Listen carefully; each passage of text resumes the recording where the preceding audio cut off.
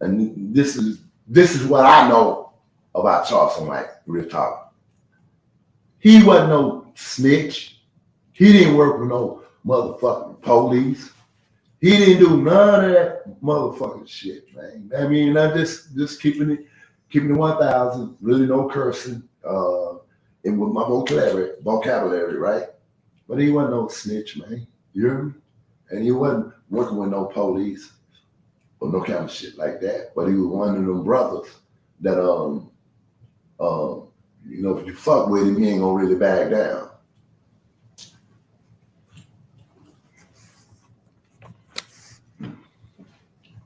So, he one of them brothers, if you fuck with him, he ain't gonna really back down. And he get into it with the gang members and the whole 9 yards, and they was threatening him. You feel me? So, did you know Charleston White when he was younger? Now, let me just say this here, man. Anyway, so they were threatening him. He spent most of his time locked up now. But I'm saying they were threatening him. You heard me? The gang members were threatening him, saying what they were going to do to him.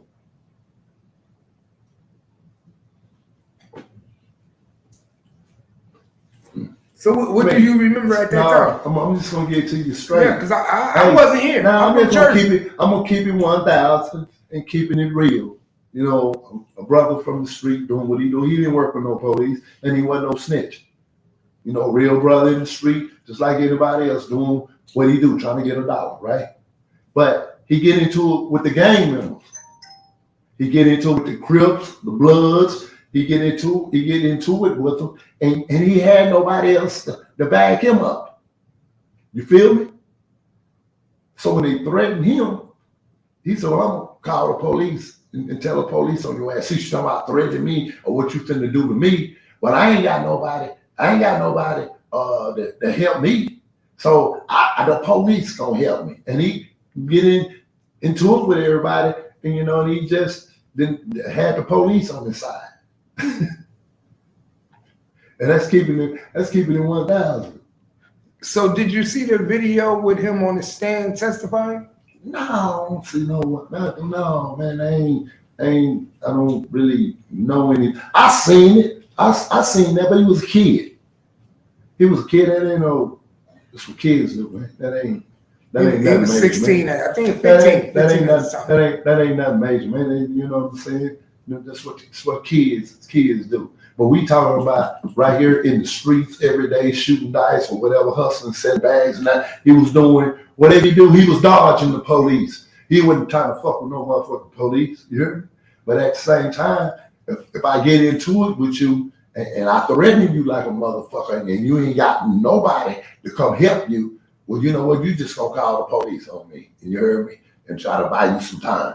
Well, that's how this relationship had to come. Talking with the police, he needed to back up for all the shit that he was talking and what he was doing. But so it is just kind of developed into where it is now. I can't hang out with him. I can't go nowhere with him without a gun, without a mace and a taser. You hear me? I can't go nowhere. I can't hang out with him. I can't do nothing with him. You hear me? It's like I didn't want to participate in some of the disrespect. You hear me? And I kind of feel like I say, God can give it and the devil can give it too, right? And if I gotta get it by disrespecting people, you hear me? And if I gotta get it by talking about her dead son, you hear me? If I gotta get it talking about somebody dead that's in the grave that ain't never did nothing to me, you hear me? Is you gonna tell me where that gift come from? What you put out is what you get back. And I'm just gonna keep it 1,000 to keep it real, man. You hear me? You gonna need, you talking like that, doing that kind of shit, you're gonna need some security, man. Well, you're not gonna need some security doing that kind of shit, right? Then we talking about this here. And so, it's like he got a conscience because a lot of people that he didn't really got into it with to kind of get where he's at, he done went back to make peace with them. And I was just about to ask you, and yeah. I've noticed that lately he's been making peace with a lot of people in the Fort Worth area that he collided with. You know, What do you think about that? it's a formal way of asking for forgiveness. That's what it is. If I get into it with you, man, and I talk about your dead grandma and all this here, whatever case, and then we meet up, we start kicking it, you know, I'm asking for forgiveness. Then we talk about Soldier Boy. We talk about interview.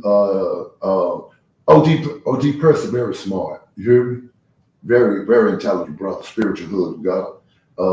So what is your relationship with OG Person? OG Person, we all right. We cool. If he call me, I'm there. You hear me? You know what I'm saying? He's a peacemaker. He's not no troublemaker. He never try to solve a problem with nobody, but he ain't finna take none either. You hear me?